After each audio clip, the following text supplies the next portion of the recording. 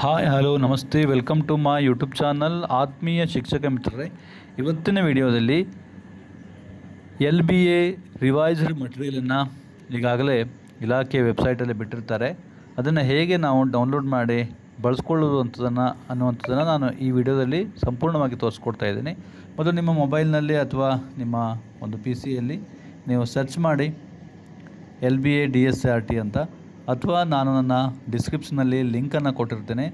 ಆ ಲಿಂಕನ್ನು ನೀವು ಟಚ್ ಮಾಡಿ ನೇರವಾಗಿ ನಿಮ್ಮ ಈ ವೆಬ್ಸೈಟಿಗೆ ಹೋಗುತ್ತೆ. ಈ ವೆಬ್ಸೈಟಿಗೆ ಹೋದ್ಮೇಲೆ ನೀವಿಲ್ಲಿ ಯಾವ ಒಂದು ತರಗತಿ ಅಂತ ಆಯ್ಕೆ ಮಾಡ್ಕೊತೀರಾ, ತರಗತಿಯ ಮೇಲೆ ಕ್ಲಿಕ್ ಮಾಡಿ. ತರಗತಿಯ ಮೇಲೆ ಕ್ಲಿಕ್ ಮಾಡಿದಾಗ ಅಲ್ಲಿ ನಿಮ್ಮ ವಿಷಯ ಕಾಣಿಸ್ಕೊಳ್ಳುತ್ತೆ. ಏನು ಬ್ಲೂ ಲಿಂಕ್ಗಳಿವೆಯಲ್ಲ, ಇದು ಯಾವುದು ನಿಮ್ಮ ಸಬ್ಜೆಕ್ಟಿಗೆ ಇರುತ್ತೋ ಆ ಸಬ್ಜೆಕ್ಟಿನ ಲಿಂಕನ್ನು ಕ್ಲಿಕ್ ಮಾಡಿದರೆ ಅಥವಾ ಅದನ್ನು ಟಚ್ ಮಾಡಿದರೆ ಅಲ್ಲಿ ಡೌನ್ಲೋಡ್ ಆಗುತ್ತೆ PDF.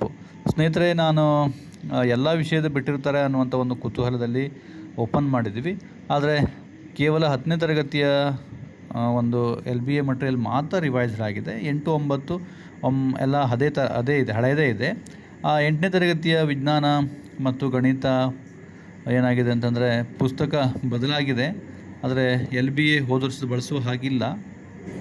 ಹಾಗಾಗಿ ನಾನು 8ನೇ ತರಗತಿಯ ವಿಜ್ಞಾನ ವಿಷಯ ಬಂದಿದೆ ಅನ್ನೋದನ್ನು ಖಚಿತಪಡಿಸ್ಕೊಂಡೆ. ಆದರೆ 8ನೇ ತರಗತಿಯ ಏನು ಹೊಸ ಸಿಲೆಬಸ್ನ ವಿಜ್ಞಾನವಾಗಲಿ ಗಣಿತವಾಗಲಿ ಯಾವುದೂ ರಿವೈಸ್ಡ್ ಬಂದಿರೋದಿಲ್ಲ. ಕೇವಲ 10ನೇ ತರಗತಿಯ LBA ಮಟೀರಿಯಲ್ ಮಾತ್ರ ರಿವೈಸ್ಡ್ ಬಿಟ್ಟಿರ್ತಾರೆ. ಥ್ಯಾಂಕ್ ಯು, ಧನ್ಯವಾದಗಳು.